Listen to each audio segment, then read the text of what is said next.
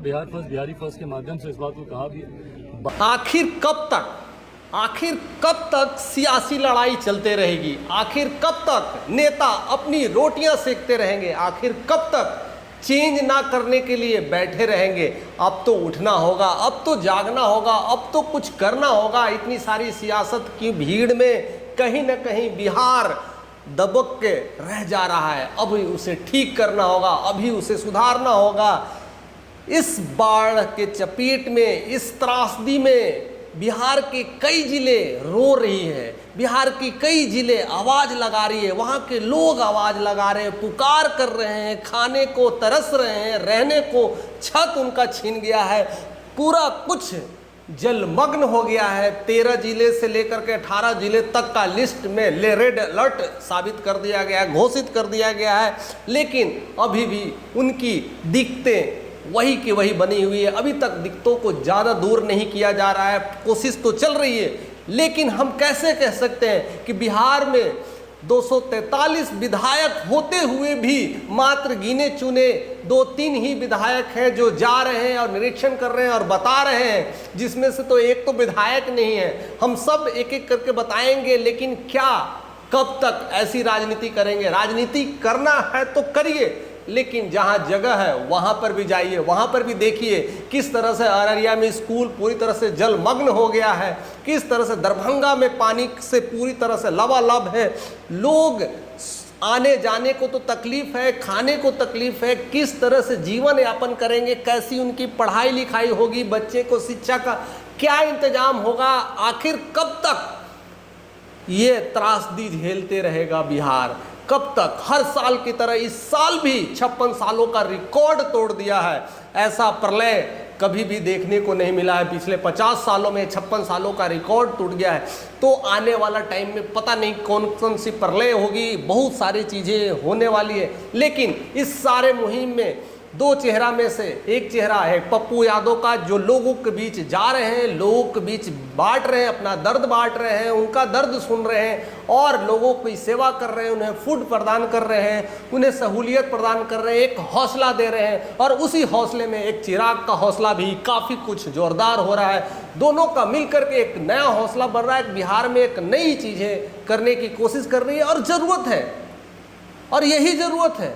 दोनों के दोनों विधायक नहीं हैं, दोनों के दोनों सांसद हैं, लेकिन दोनों के दोनों वहाँ पहुँचे हैं, वहाँ की त्रासदी से लोगों से मिल रहे हैं, लोगों के साथ डिस्कस कर रहे हैं, वहाँ फूड की ज़रूरतें उसे प्रदान करने की कोशिश कर रहे हैं, खाने वाने की चीज़ें, रहने का हर कुछ सेवाएं देने की कोशिश कर रहे हैं। एक और सन ऑफ बिहार, ना कोई मंत्री है, ना कोई विधायक है, ना कुछ है, वहाँ ग्राउंड पे जाकर रिपोर्ट कर करके सारी चीज़ों को दिखा रहे हैं कि कैसी कैसी चीज़ें हैं। वहाँ लोगों को सहानुभूति बांट रहे हैं, वहाँ से लोगों को कुछ करने का हौसला दे रहे हैं, हिम्मत दे रहे हैं। लेकिन यह हिम्मत 3-4 लोगों से नहीं होने वाली है। 3-4 लोग मिलकर करके बिहार के ऐसे त्रासदी को नहीं ठीक कर सकते हैं, क्योंकि 13 जिले और 18 जिले कम नहीं होते, इतने लोग होते हैं, इतने लोगों का दिक्कत है, इतने लोगों का प्रॉब्लम्स है। हर चीज़ जब पूरी तरह से जलमग्न हो जाता है तो केवल इंसान ही नज़र आता है, और इंसान के बाद वो क्या करना है उसकी शुरुआत भी शुरू से हो जाती है। इसके बाद में तो त्रासदी तो दिखती है कि वो करे तो क्या करे, रहे तो रहा कहाँ रहे, खाना क्या खाना है, पढ़ाई शिक्षा सब कुछ तहस नहीं हो जाता है। और उसमें नई नई पॉलिटिक्स, नई नई आवाज़ें लगा करके अपनी आने वाले विधानसभा इलेक्शंस को लेकर के बड़े बड़े वादे निभा रहे हैं, बड़े बड़े वादे कर रहे हैं, और एक सियासी की चीज़ों की गर्माहट देखने को मिल रही है। असली गर्माहट अगर करनी है तो वहाँ करें, बाढ़ पीड़ितों में लोगों को करें, वहाँ की सेवाएं करें, तब हम जानते हैं आप असली नेता हैं, आप असली खिलाड़ी हैं, आप बिहार के निर्माता हैं। अगर ऐसा करने में सक्षम है तो बिहार के लोग देखते हैं, कहीं ना कहीं वो चीज़ दिखाई देता ही है। चाहे आप जाओ या ना जाओ, वो लोग दिखते हैं और दिखाई देता है। जो करता है वो पाएगा, जो नहीं करेगा वो जाएगा। इस बार बहुत कुछ बदलाव होके रहेगा, ये सब कुछ देखने को मिलने वाला है इस बिहार इलेक्शंस में। लेकिन अभी जिस तरह के त्रासदी बनी है, जिस तरह की दिक्कतें बनी है, जिस तरह का प्रॉब्लम्स बना है, उस प्रॉब्लम्स के सॉल्यूशन पे नहीं बात हो रही है। उसको लेकर करके कहीं ना कहीं ज़्यादा पब्लिसिटी नहीं हो रही है, ज़्यादा कुछ दिखाया नहीं जा रहा है। हमेशा हर साल की भांति इस साल भी दबाया जा रहा है। ये कब तक चलेगा, उसके लेकर के एक अलग से कॉरिडोर बनाने की ज़रूरत है, क्योंकि ये सिलसिला चलते रहेगा, नेपाल पानी छोड़ता रहेगा और बिहार डूबता रहेगा।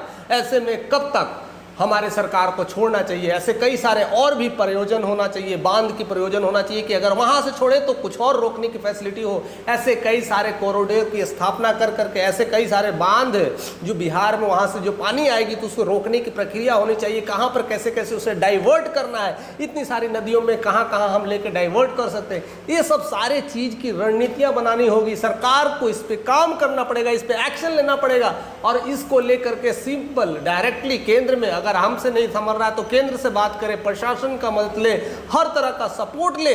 लेकिन ये हर साल की त्रासदी नहीं झेला जाएगा। अगर इस तरह से अगर झेलते रहे तो एक तरफ विकास और एक तरफ अकाल, मीन्स दोनों एक साथ कैसे चल सकता है, कैसे हो सकता है बिहार का विकास।